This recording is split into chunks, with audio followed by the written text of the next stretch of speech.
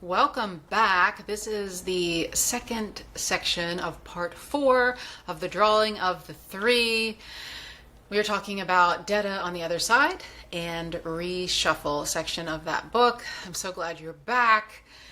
I don't know how long this is going to be, but we still have quite a few pages to get through. So let's roll right into it. So we left off that last video talking about Roland's soul sickness and how he's getting sicker and sicker as he's considering Eddie as a chip on his tower game. We don't like that.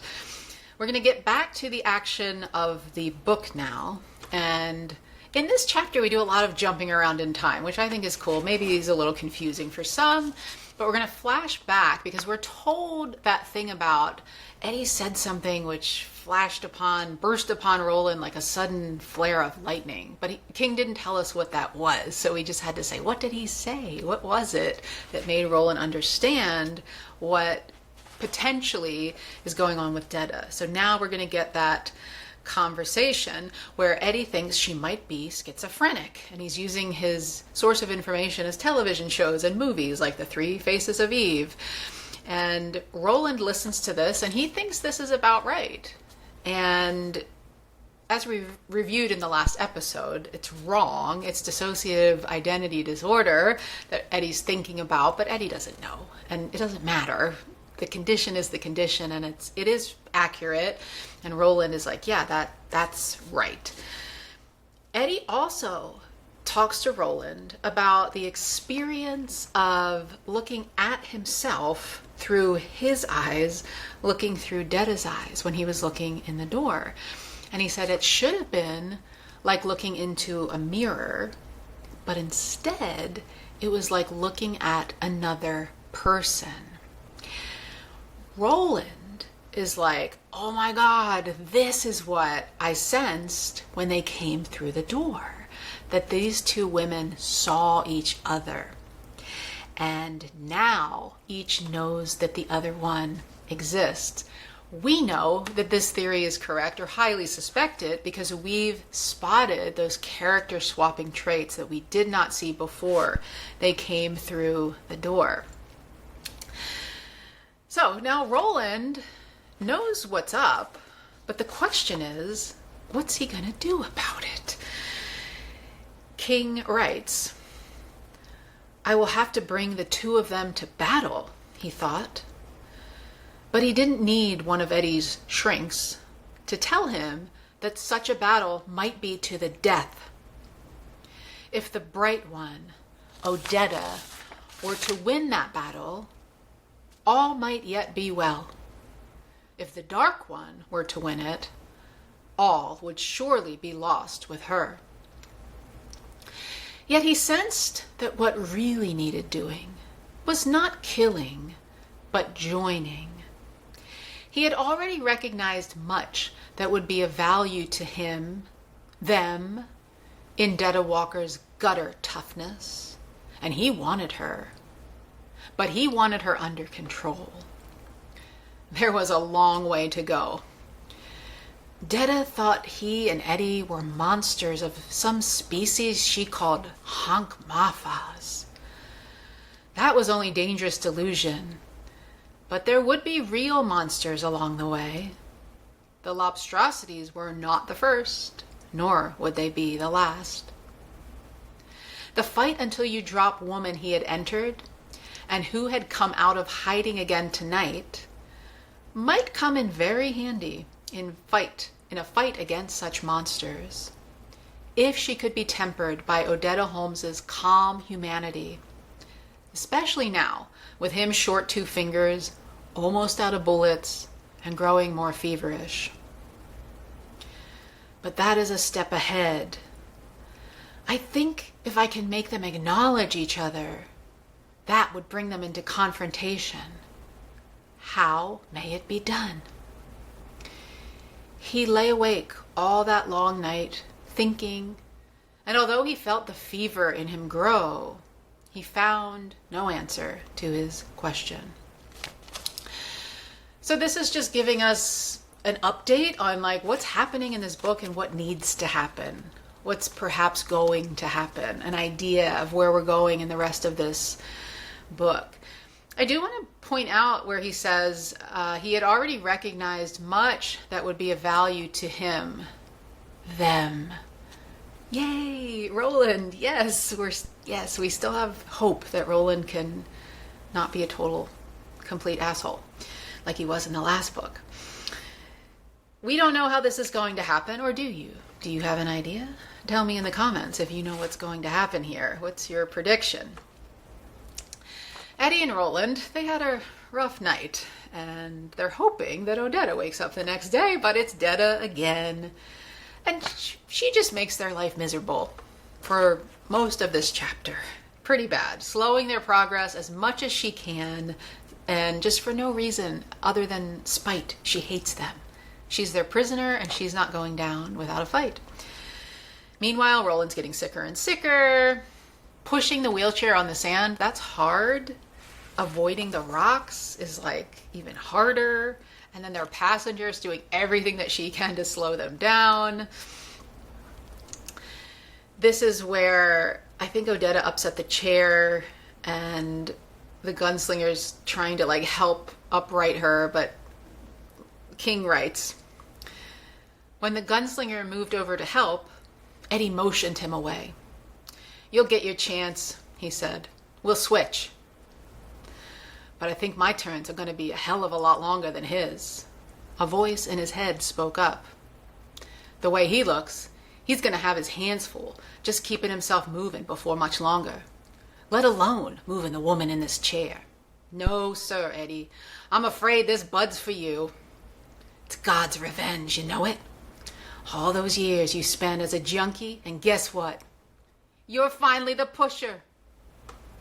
He uttered a short, out-of-breath laugh. What's so funny, white boy? Detta asked. And although Eddie thought she meant to sound sarcastic, it came out sounding just a tiny bit angry. Ain't supposed to be any laughs in this for me, he thought. None at all. Not as far as she's concerned. You wouldn't understand, babe. Just let it lie. I'll be letting you lie before this be all over, she said. Be letting you and your badass buddy lie there in pieces all over this beach. Show. Meantime, you better save your breath to do your pushing with. You already sound like you're getting a little short-winded. Well, you talk for both of us then, Eddie panted. You never seem to run out of wind. I gonna break wind, gray meat. Gonna break it over your dead face. Promises, promises. Eddie shoved the chair out of the sand and on to relatively easier going, for a while at least. A quick note here. We're going to point out another series of 3. So you remember in the last episode that both Roland and Odetta, or maybe 2 episodes ago, had voices in their head that popped up that were not identified. So in this book, we've been hearing a lot about the voices inside of people's heads, and that is still happening here, obviously. But with Roland, he had this voice that was not the man in black, was not his father, was not Court. It was, we don't know who, but we guessed this is Roland's voice. This is real Roland talking to Roland.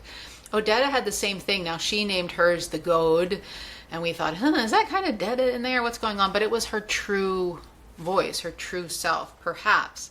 And so I would just like to say that this is Eddie having his moment with Eddie talking to Eddie about what is happening here. Also, I think this is funny. And I mentioned how Eddie and Odetta talk to each other. Roland doesn't talk to Odetta.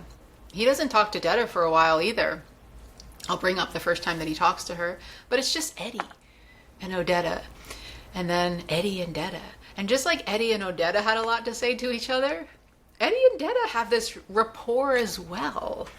And it's funny. It's giving us some comic relief.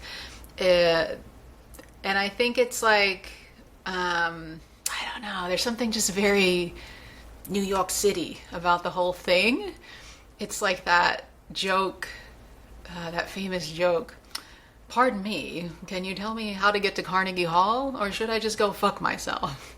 It just has that feeling about it. So I love it, and just pulling it out to show that both of these characters have a rapport, a talking kind of rapport with Eddie. So Roland, like I said, hasn't talked to either one of these ladies yet. Guys, not at all. Not one word.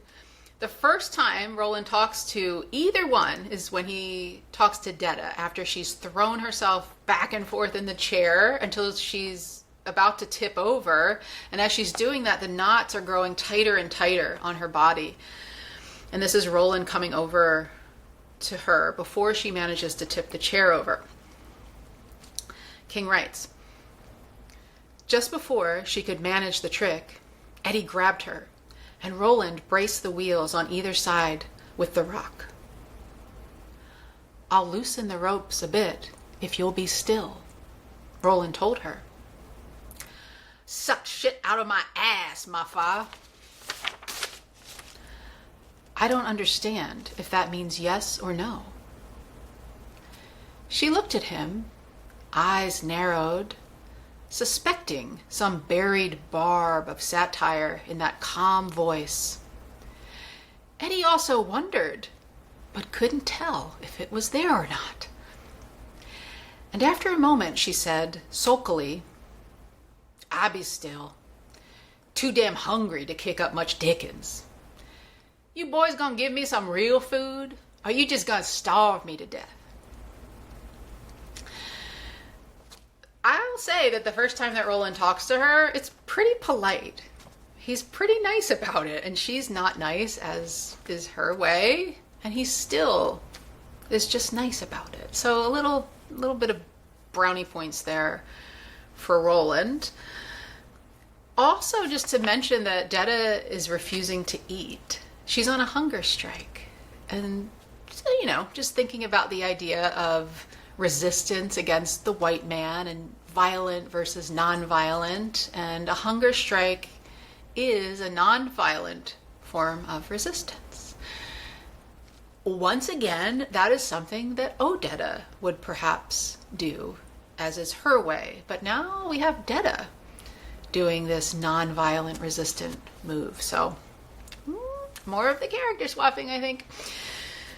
Okay, now let's talk about the part where we're going to hear what Roland thinks about Detta thinking he's the really bad man. So Detta this time did upset the chair. She pulled the handbrake when they were moving and just fell out of the chair. She's bleeding. She's still cackling at them. And Roland comes over and he tries to clean her. Again, he's being super nice, but she snaps and almost takes his fingers off, according to Eddie. And King writes, "She cackled and stared at him meanly. She cackled and stared at him with meanly merry eyes. But the gunslinger saw fear hidden far back in those eyes. She was afraid of him. Afraid because he was the really bad man. Why was he the really bad man?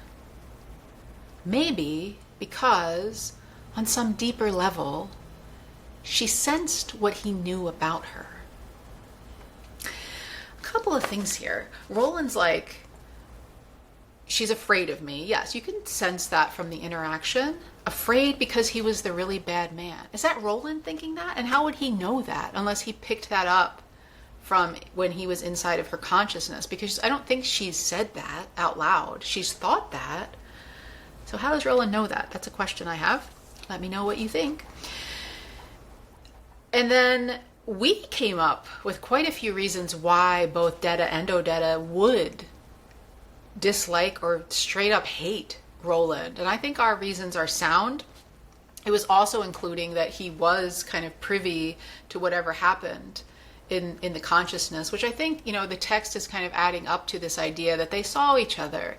We've noticed them swapping these character traits. So I think that is what happened. And Roland being like, them seeing each other somehow is going to be the thing that I need to do here. Ultimately, though, he's the reason why they have to know this about each other. He made this thing happen where, yeah, they're on this god-awful beach and it's pretty shitty in general, but now they have to deal with this like other person that maybe they were kind of suspicious about or unconsciously suspicious about, and he made them look at each other. And now they have some deep, dark work to do, and nobody likes to do that work. We don't ever want to look at the parts of ourselves that we don't like. We don't ever want to consider there's a part of me that's operating kind of independently from my best self, and I'm showing up in bad ways, and I'm just projecting it onto other people or blaming other people. We've talked about that before on this show. And we always kind of say it's difficult, it's challenging. And Roland is forcing that to happen. He already did. Like, what his plan's going to be, we're not sure how to bring them into confrontation, but he already made them look at each other just by entering into her consciousness. He didn't even mean to do that, but he did, and they know it. And that also is like making him the really bad man. So like, not only does he know about her or them, he's making them look at each other. So I think that's another thing we could add to the list. And we wish that somebody would force Roland to do that. That somebody would just like make him have to look at these darker parts of himself. Also, all the things that we came up with, which I think are super solid ideas of why they would hate him, Roland doesn't consider that forcibly entering her mind and body against her will could possibly be a reason that she dislikes him. Like, nobody asked her to come or told her what was going on. He doesn't even think about that. Eddie at least had a choice. It was a choice under pressure. I don't know what else he really could have done, but he did give Eddie the choice. He did let him know what was happening. He did let them know where they were going. Odetta got none of that. And Roland just, I don't know, I guess he hasn't even thought of that yet. And couldn't even be a reason why she doesn't like him. So, you know, he's got a ways to go on the empathy front. Okay, so Roland and Eddie continue to kill the lobstrosities, but they realize they're going to die of malnutrition just as surely as if they didn't have anything to eat, because they're eating the same thing day in and day out. They're getting blisters and scurvy, and Detta's not eating anything, so she's getting weaker. Roland's getting sicker and sicker by the minute. Like, things are just looking pretty bad. We do get comic relief in this book. We love the drawing of the three compared to the gunslinger. We love the gunslinger too. But the drawing of the three just gives us these moments of comic relief that we can savor. There's not a lot of those in the gunslinger. Eddie realizes that Roland needs more antibiotics. They both need something else to eat. And he's like, the door. We have to make these things happen at the door. So he asks Roland, how far is it to the next door? King writes, Roland shook his head. I only ask because if the distance between number 2 and number 3 is the same as the distance between number 1 and number 2, we could be in deep shit. We're in deep shit right now. Neck deep, Eddie agreed moodily. I just keep wondering how long I can tread water. Roland clapped him on the shoulder, a gesture of affection so rare it made Eddie blink. There's one thing that lady doesn't know, he said. Oh? What's that? We honk mafas can tread water a long time.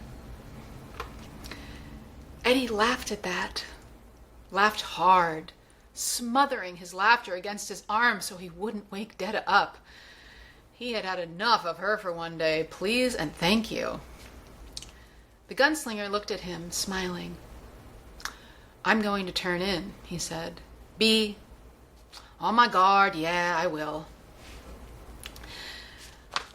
So this is wonderful, and it's wonderful because we have this juxtaposition of Roland being like, I can't comfort him, that's a sacrilege. And yet here he is, giving some comfort in that clap on the shoulder. And the bond between these two men here is just, for sure, it's intact. We were worried about Roland for a minute there, but again, we're like, wait a minute. He is offering him comfort. It's just in a different way. Like, Roland's a little more comfortable with the, like, man, we're in a tight spot here kind of comfort than, like, crying because my heart is broken kind of comforting. He's not there yet, but he still has this human empathy, a recognition that a friend needs something in this moment. I'm going to bring humor to it. We're going to laugh about it. They love each other. And we already said that he fell in love with Eddie. He's like, I'm not going to fall in love again. But it's too late, dude. Like, you already do, just the way you love Jake and Susan. You know, the question is he going to do something differently than he did with Jake? We don't know what happened with Susan yet, but what's he going to do differently now? Because we saw with Jake too, this struggle, this internal struggle of like, I love this kid, and yet he's kind of in the way of the tower and ultimately sacrifices Jake. And we have that same feeling here of that push-pull of like, I love you and you might be in my way. And what am I going to do about that? We'll have to see what happens. And I mean, the camaraderie here is so wonderful because just imagine if Eddie were not here and Roland had to deal with Detta on his own. That's a lot. That's a lot. And Roland is up for everything, it seems, but still really nice to have like a friend to be like, damn, this is hard. It really sucks, doesn't it? Let's laugh about it. That makes everything better. And we love it. Next in her bag of awfulness, Detta starts screaming to wake Roland and Eddie up at night. She does it several times. I think she does it twice before Roland is like, okay. And he doesn't talk to Detta here. He talks to Odetta, and then he talks to Detta to tell her to be quiet. But it's Odetta that he's addressing. And this is written from Eddie's perspective, who's watching this scene unfold. King writes, Roland stood before her, and for a moment he was sure, this is Eddie, completely sure that the gunslinger had reached the end of his patience and would simply swat her like a fly. Instead, astoundingly, he dropped to one knee before her like a suitor about to propose marriage. Listen, he said, and Eddie could scarcely credit the silky quality of Roland's voice. He could see much the same deep surprise on Detta's face, only there was fear joined to it. Listen to me, Odetta. Who you callin' Odetta? That ain't my name. Shut up, bitch, the gunslinger said in a growl, and then, reverting to that same silken voice, if you hear me, if you can control her at all. Why you talking at me that way? Why you talking like you was talking to somebody else? You quit that honky job. You just quit it now, you hear me? Keep her shut up. I can gag her, but I don't want to do that. A hard gag is a dangerous business. People choke. You quit it, you honky bullshit voodoo mafa! Odetta. His voice was a whisper, like the onset of rain. She fell silent, staring at him with huge eyes. Eddie had never in his life seen such hate and fear combined in human eyes. I don't think this bitch would care if she did die on a hard gag.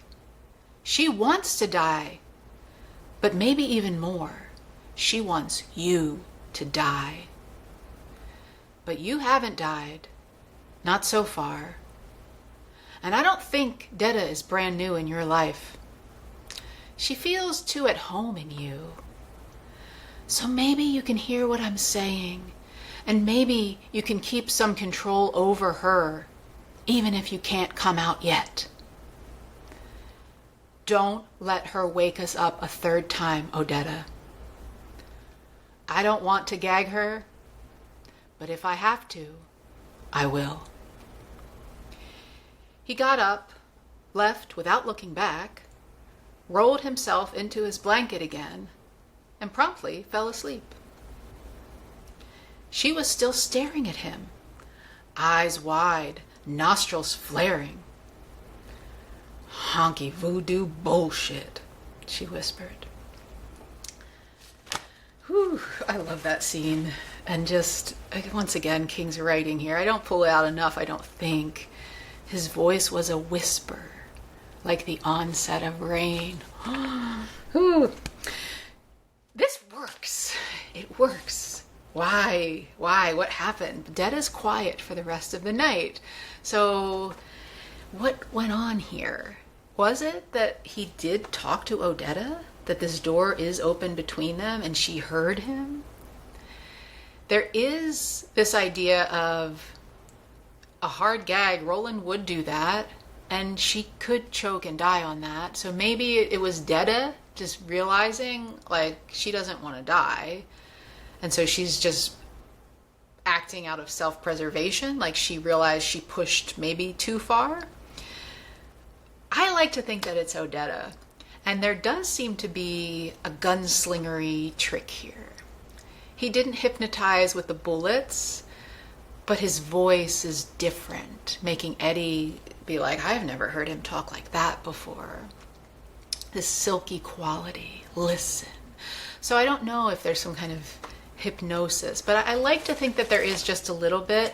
And even when we're talking to each other, we don't have to be a magician to know that when we change the way that we address someone, when we really want them to hear us and hear us out of like heartfelt, genuine love or concern, you should change the way that you're talking to someone when you do that.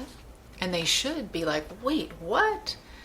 And it gets their attention in a way that didn't before. So maybe it's just that, or maybe it's a gunslinger trick. Anyway, it works, which is great. But we empathize with Eddie here, who, even though she's quiet, he still can't go back to sleep. It's like he just keeps expecting her to scream. And every time he's like ready to fall asleep, he is like, oh no, she's going to scream. I really empathize with Eddie there. I've had nights like that.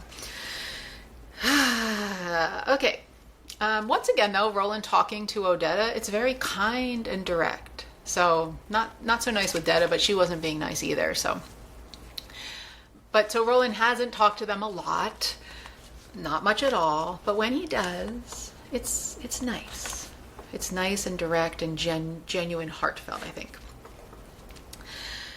They're traveling the next day.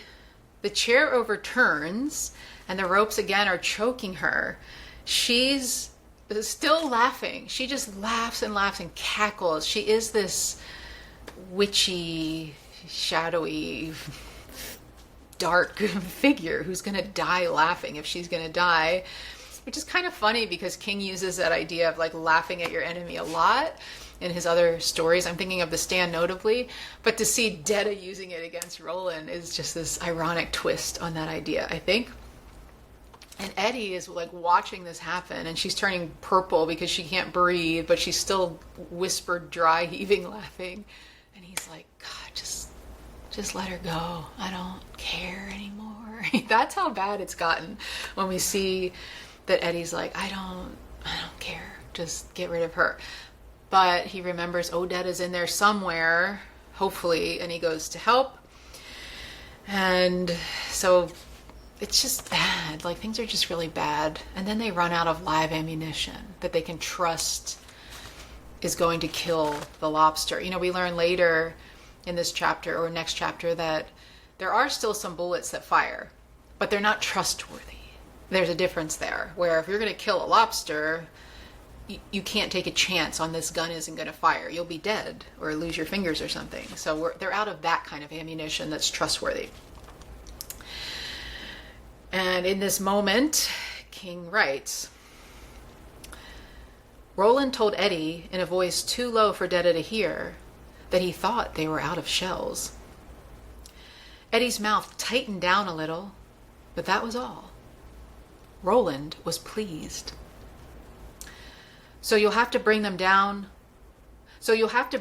one of them yourself, Roland said. I'm too weak to handle a rock big enough to do the job and still be sure. Eddie was now the one to do the studying. He had no liking for what he saw. The gunslinger waved his scrutiny away. Never mind, he said. Never mind, Eddie. What is, is. Ka, Eddie said. The gunslinger nodded and smiled faintly. Ka. Ka, Eddie said. And they looked at each other and both laughed. Roland looked startled and perhaps even a little afraid of the rusty sound emerging from his mouth. We're still laughing. In the deepest of the deep shitstorm, both of them are still able to laugh. So once again, we're happy. Like Roland has a friend here. We're kind of building hopes up that he's not going to let this one fall to his death. Just about. Everything it's just as bad as it can get. And Detta starts rubbing her temples. And we know that what that means. Yay! Odetta's coming back. And she does. It's pretty instantaneous. It's pretty quick. There's no clear signal here. I really tried to go through and just be like, what happened that made this change occur? And I couldn't pull anything out. Could you? Tell me in the comments if you've noticed something that I missed. So I'm just trying to think, why now? Is it because her own body is getting very weak, close to dying, and she is in this for self-preservation? She knows that Odetta knows that she needs to come forward to save this situation. Is it that Roland is in such bad shape? So Detta has been seeing Roland is super sick. She knows this. If Roland dies, maybe she's like, maybe that would be bad for me, actually, if he's dead. Or Odetta inside is like, this would be bad if Roland dies. That they're all going to die if Roland dies. I don't know. That's all I can come up with. So thoughts on that are welcome. Odetta is like, oh, I fainted, and that's why you tied me to the chair. So she's recreating these false memories right away. And they're very Odetta. Like, it's my fault. I fainted. And we'll hear in the next chapter, I am allergic to the lobster meat. Like, she just blames herself for everything and apologizes for everything, which we've seen as her characteristic. So she's just doing that immediately. And when she does that, soon as she wakes up as Odetta, Roland faints for real. And that's where we leave the chapter Detta on the Other Side. We're going to move into the section called Reshuffle. So this is different from the first shuffle section. So we have to talk about that for a second, where that first shuffle section was very shuffly and we didn't have any kind of sub-chapters, and it was just stream of consciousness of Roland being super sick. He is super sick again, so that's a similarity. So in both of these, Roland is dying, and this time maybe worse than the first time, just really in a bad way. So that shuffle of life and death that we contemplated in that first shuffle section, I think that's here again too. So I think that just adds a little more weight to the idea of like, this is the shuffle of life and death. Another shuffling is Detta and Odetta. So that feels pretty clear. Like now Odetta is back in the mix. Detta has been shuffled out for the moment and Odetta is on the top of the deck. And anything else there? No, not that I can super think about, other than, we did that before we got to the second door, and we're doing this before we get to the third door. So just this kind of pause in the 1, 2, 3-ness of it all, I guess. Okay. Oh, I know what I was going to say about that. So whoever is behind door number 3. So they're going to be put into the shuffle, we assume. So this kind of hinges, pun intended, on Roland being alive. Like, we can't get that third character into the mix of the card game unless Roland is alive to open the door and like do what he needs to do there. So it's like a shuffling of, is this person going to enter the fray or not? Okay, we start this section with Eddie and Odetta rolling quickly up the beach now, running, and he's got Roland's gun in his waistband. We learn that they've left Roland behind. They have a plan, get Odetta to the door, drop her off, and then have Eddie run back, put Roland in the chair, and then go back to the door. The chair was the hope, the whole hope, and nothing but the hope. So help them God, is how Stephen King writes it through Eddie's perspective. So that's true. If they didn't have this wheelchair, Roland would die. The chair being able to transport not one, but two people who can't move on their own now is critical to the situation. So it's kind of funny to think about the idea of like, we thought about like drawing in the order that we drew in and how Odetta and who we drew. Odetta as a legless person who had a chair that came with her during the drawing. Like, there's something very ka about all of that. And now that chair is the thing that's going to save Roland's life. Odetta is filling in the blanks again, like we said, and she's making up these stories about how she's allergic. And then we do this Stephen King thing. We don't do it. Stephen King does a Stephen King thing where he tells us these things and then he jumps back to tell us how this thing came about. So we get that Odetta and Eddie rolling up the beach with the gun and the whole thing, but then we're going to jump back to right after Roland fainted and he's just waking up, and we learned that they pulled Roland away, I don't know, out of the sun or something, and now they're going to have a little talk, and Odetta is still down in her chair. Roland's like, you got to make sure she eats and don't contradict anything that she says. And Eddie's like, why? The gunslinger says, I don't know. I just know it's wrong. So we're not sure, does he even have a plan at this point, or just the beginning of a plan, or an intuition about it's not time to make Odetta think about Detta at this point. And then Roland gives Eddie the marching orders. He's going to leave Odetta at the door, kill some food for her, and Roland's so clear, very clear about do not leave the gun with Odetta. And King is very clear to us that Eddie's probably going to leave the gun with Odetta. Because that's a better story, isn't it? So we are pretty much expecting that to happen. They're flying up the beach because Odetta's helping instead of Detta just slowing them down in any way that she can. And we do get another example, I think, of the character swapping of Detta and Odetta, as Odetta is now remembering things that happened through the Detta lens. King writes, Lord, it feels so good to stretch out, she said. But her brow clouded. I keep thinking of that man back there, Roland, all by himself, and I can't really enjoy it, Eddie. Who is he? What is he? And almost as an afterthought, and why does he shout so much? Just his nature, I guess, Eddie said, and abruptly went off to gather rocks. Roland hardly ever shouted. He guessed some of it was this morning. Fuck the shells! But that the rest of it was false memory. The time she thought she had been Odetta. But Detta had imagined both Roland and Eddie shouting at her, taunting her. So I think this is Odetta accessing Detta's false memories about Roland shouting, and then being filtered through both of us think he's a really bad man, like we've covered. So it kind of makes sense if we look at it like that.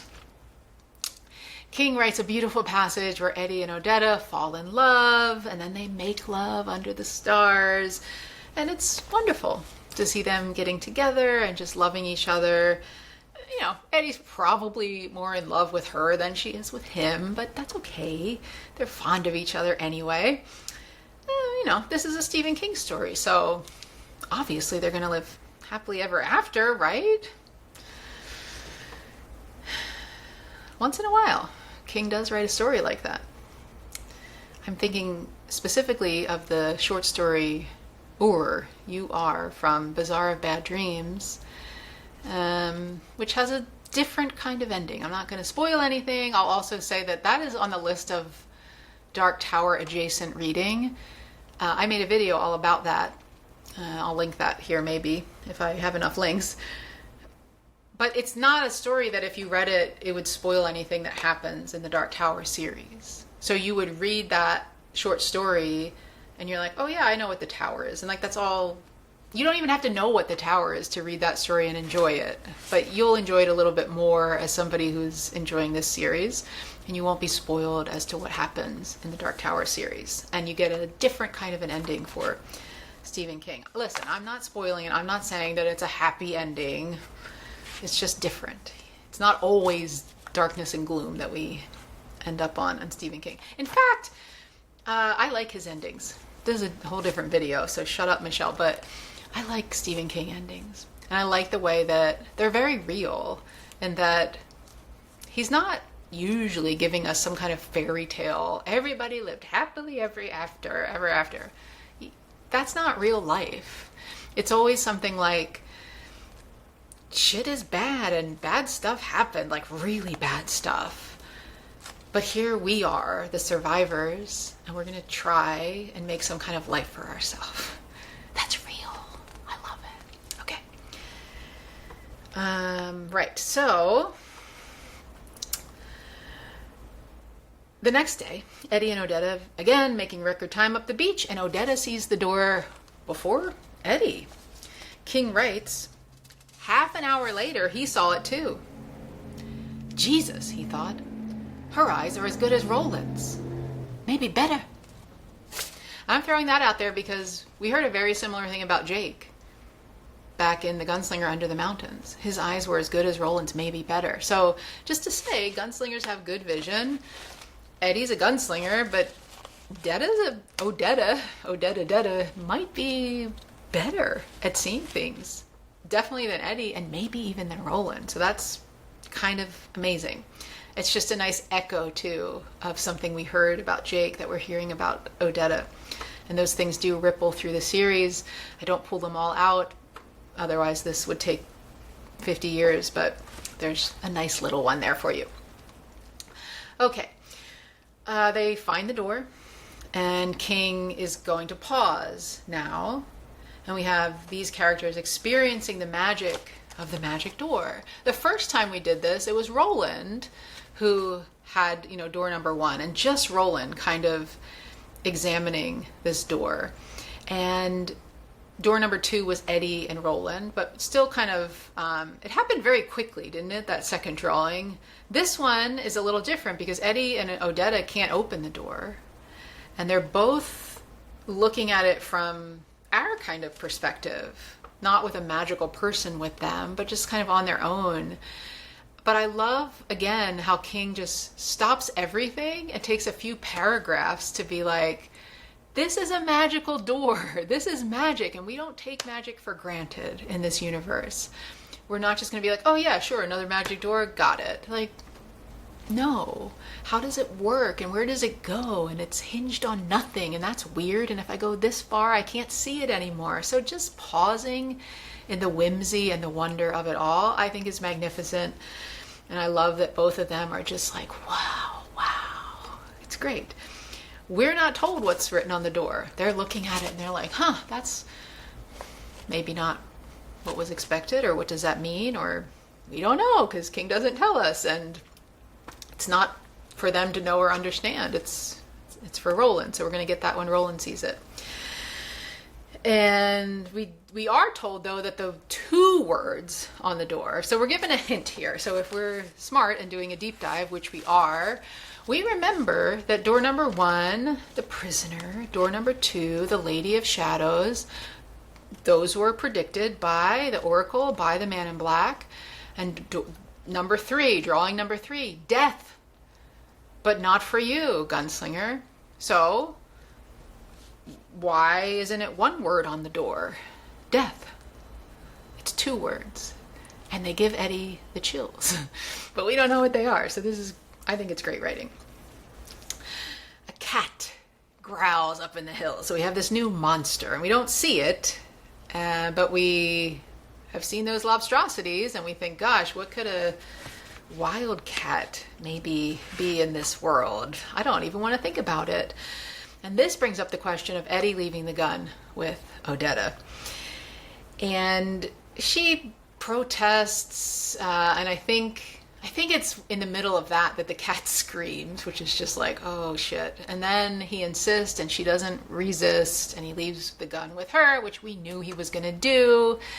And it's a Stephen King book again, so we're not super confident that Odetta is going to remain in charge of this gun. All makes for a better story. Eddie leaves, runs back to Roland as fast as he can. Roland makes him sleep. They're up, back to the door. So just like running. Roland's just about dead. But they make it back to the door in one piece. Nobody's surprised, except maybe Eddie, to see that Odetta's nowhere in sight. Neither is the gun. Dun, dun, dun. Roland is just like, yeah, sure, of course. I gotta check out this door. Eddie's like, I gotta find Odetta. He's just a lovesick fool.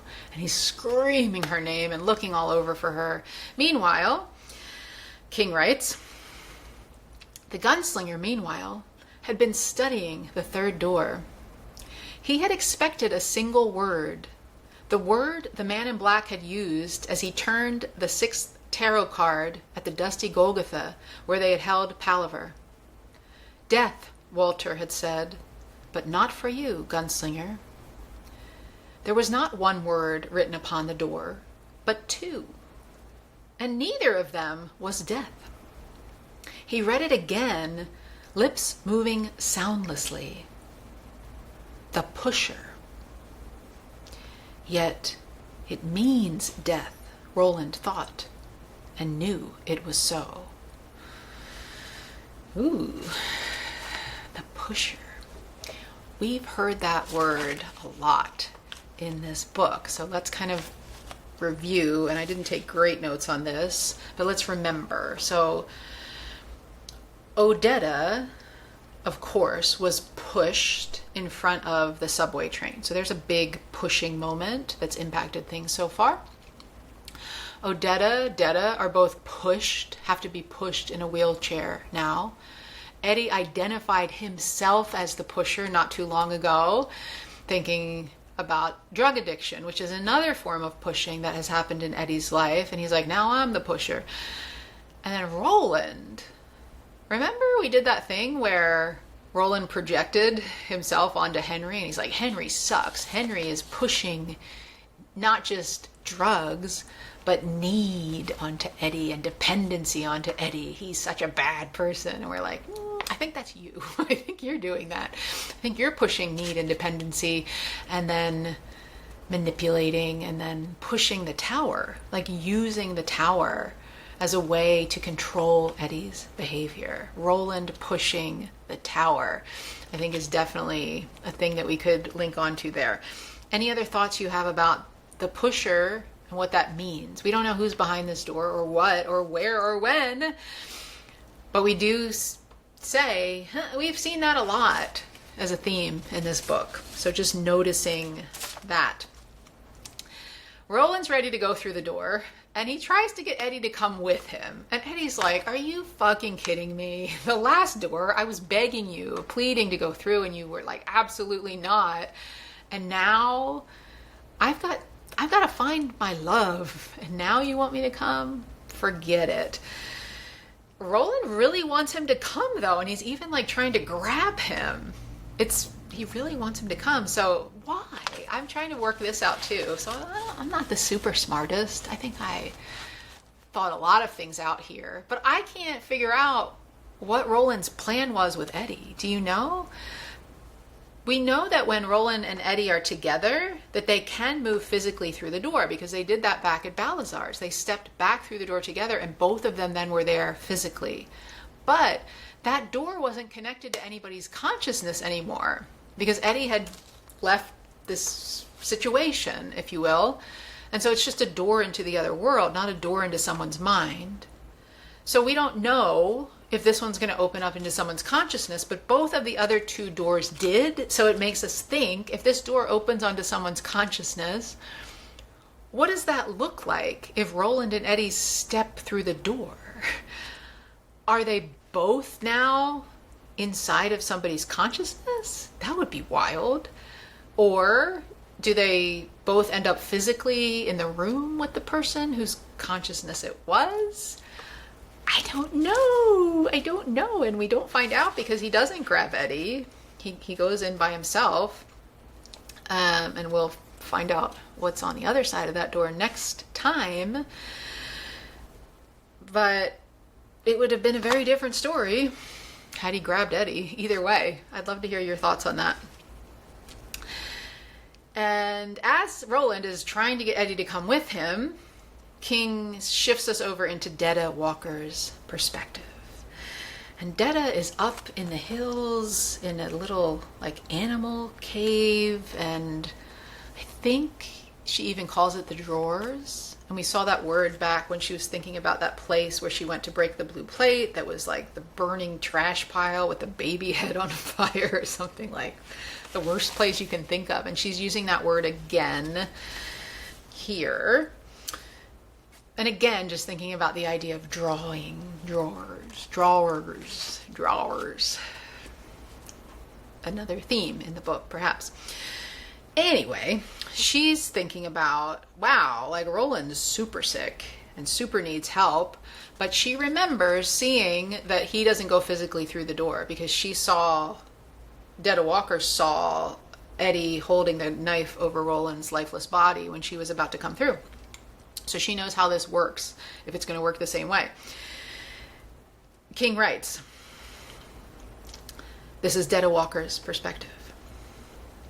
Before, the really bad man hadn't been nowhere but inside her own head. She still didn't like to think of how that had been, how it had felt, how easily he had overridden all her clawing efforts to push him out, away, to take control of herself again. That had been awful, terrible. And what made it worse was her lack of understanding. What exactly was the real source of her terror? That it wasn't the invasion itself was frightening enough.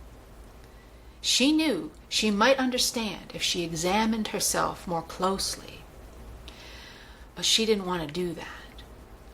Such examination might lead her to a place like the one sailors had feared in the ancient days, a place which was no more or less than the edge of the world, a place the cartographers had marked with the legend, "Here there be sarpents."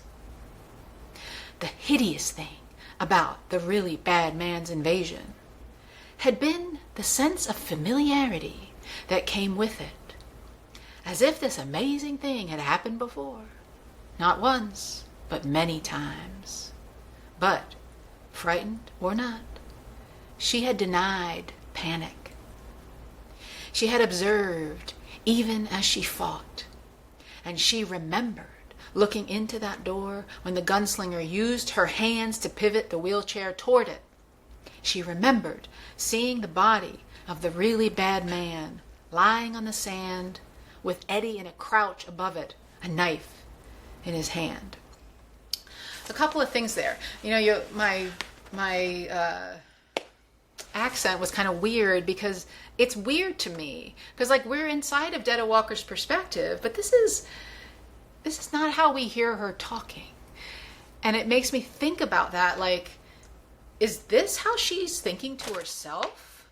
Because this is very, like, highly intelligent, refined thinking, like Odetta thinks, right? This is like the way that Odetta would speak or think about something. So I'm not quite sure, and I think that's why my accent was like, are we Odetta here, or are we Detta, or are we not either one of them? But we're definitely inside of her perspective, so it's one or both. I don't know, but it makes sense that if we're doing that character sharing thing, that it's just becoming maybe more pervasive as time goes on.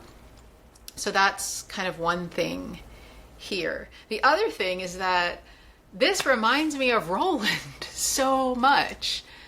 This is like Roland not like realizing that like something is wrong. I don't like these feelings. And she knew she might understand if she examined herself more closely, but she didn't want to do that. Yeah. Does that sound familiar at all? Such an examination might lead to really bad things. So we're just not going to do that. So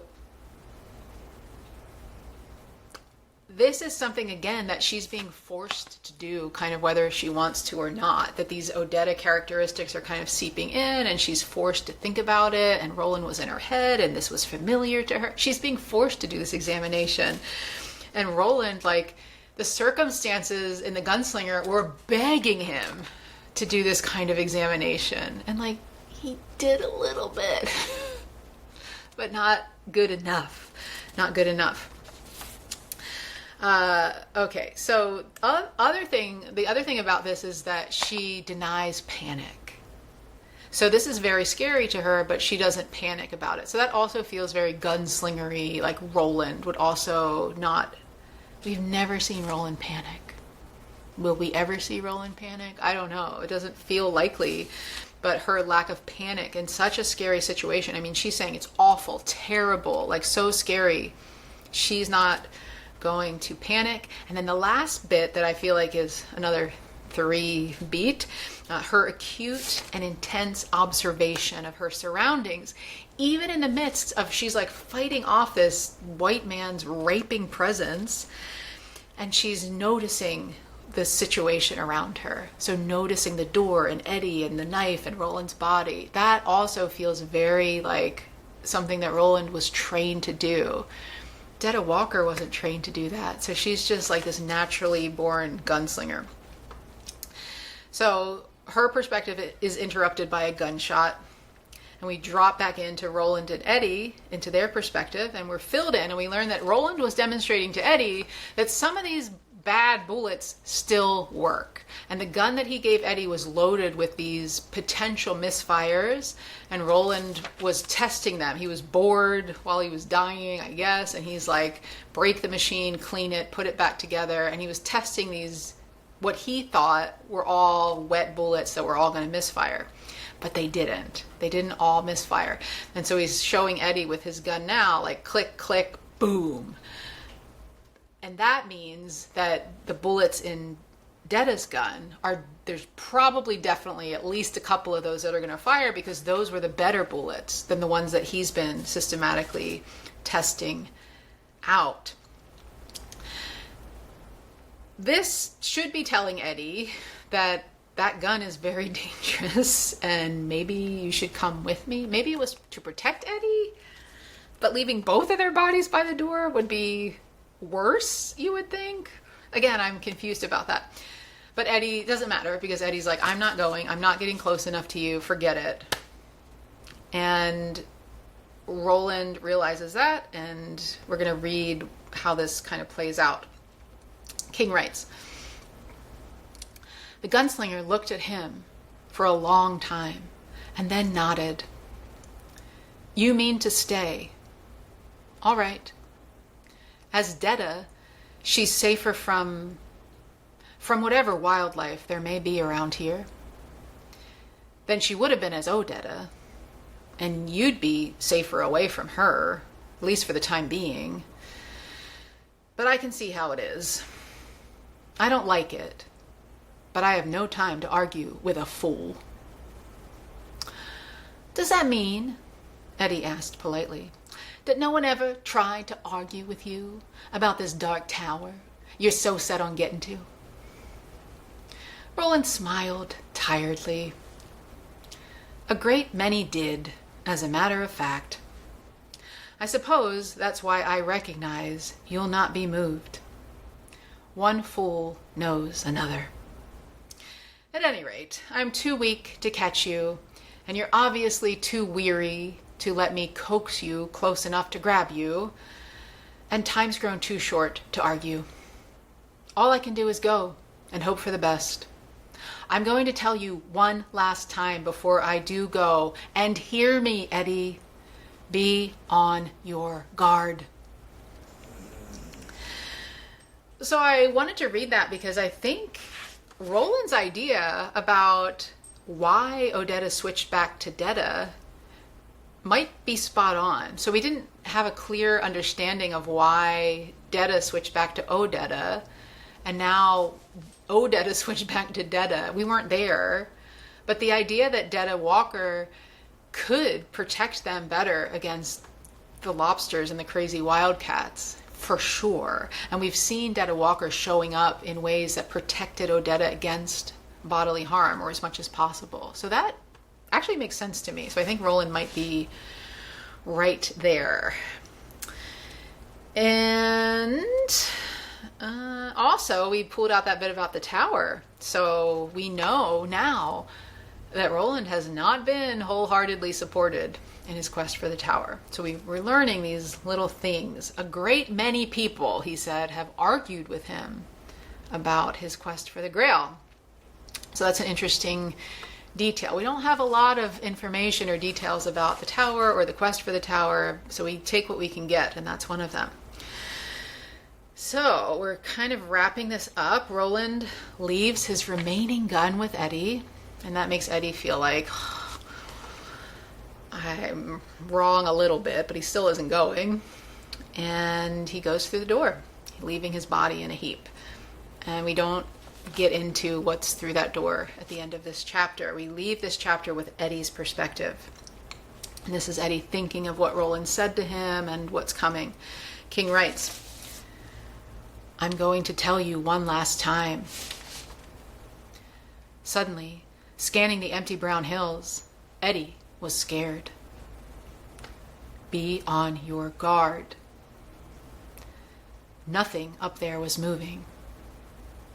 Nothing he could see, at least. He sensed her, all the same. Not Odetta. The gunslinger was right about that. It was Detta, he sensed. He swallowed and heard a click in his throat. On your guard. Yes, but never in his life